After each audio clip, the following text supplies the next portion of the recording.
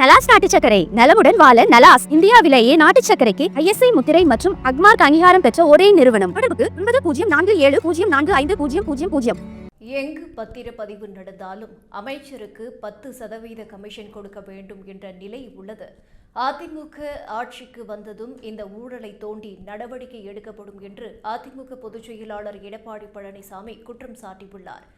மதுரை ஒத்தகடையில் நடந்த மக்களை காப்போம் தமிழகத்தை மீட்போம் பிரச்சார கூட்டத்தில் பேசிய எடப்பாடி, அதிமுக தொடர்ந்து அழுத்தம் கொடுத்ததால் ஆட்சிக்கு வந்து 28 மாதம் கழித்து மகளிர் உரிமை தொகை வழங்கப்பட்டது. அடுத்த ஆண்டு சட்டமன்ற தேர்தலை மனதில் வைத்தே இப்போது விதிகளை தளர்த்தி மேலும் 30 லட்சம் பேருக்கு உதவித்தொகை தருவதாக திமுக தெரிவித்துள்ளது. மகளிர் உரிமை தொகையை திமுகவினர் அவர்கள் வீட்டிலிருந்து கொண்டு வந்தா தருகிறார்கள். வருவாயை பெருக்காமல் கடன் வாங்கி உரிமை தொகை வழங்குவது எந்த வகையில் நியாயம் என்று கேள்வி எழுப்பியுள்ளார். மதுரை தொகுதியின் அமைச்சர் எப்படிப்பட்டவர் என்பது எல்லாருக்கும் தெரியும்.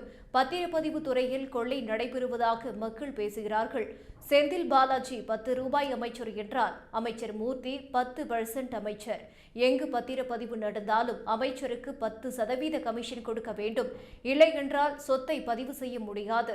கஷ்டத்தில் சொத்துக்களை விற்பவர்களை கமிஷன் என்ற பெயரில் மேலும் கஷ்டப்படுத்தும் அவல ஆட்சி தமிழகத்தில் நடைபெறுகிறது. தமிழகம் முழுவதும் உள்ள 582 பத்திரப்பதிவு அலுவலகங்களில் வேலை செய்யும் சார்பதிவாளர்களை ஓராண்டுக்கு ஒருமுறை இடைமாறுதல் செய்து அதன் மூலம் பெரிய தொகையை திமுக அரசு வசூலிக்கிறது.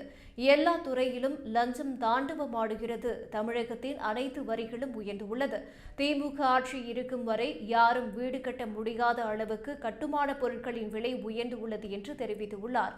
மேலும் நீட் தேர்வை ரத்து செய்யும் ரகசியம் இருப்பதாக சொல்லி திமுக ஆட்சிக்கு வந்தது என்றும் திமுக நீட் தேர்வை ரத்து செய்யும் என்று நம்பி நீட் தேர்வுக்கு தயாராகாமல் இருந்து 25 பேர் உயிரிழந்தனர் என்று எடப்பாடி பழனிசாமி கூறினார்.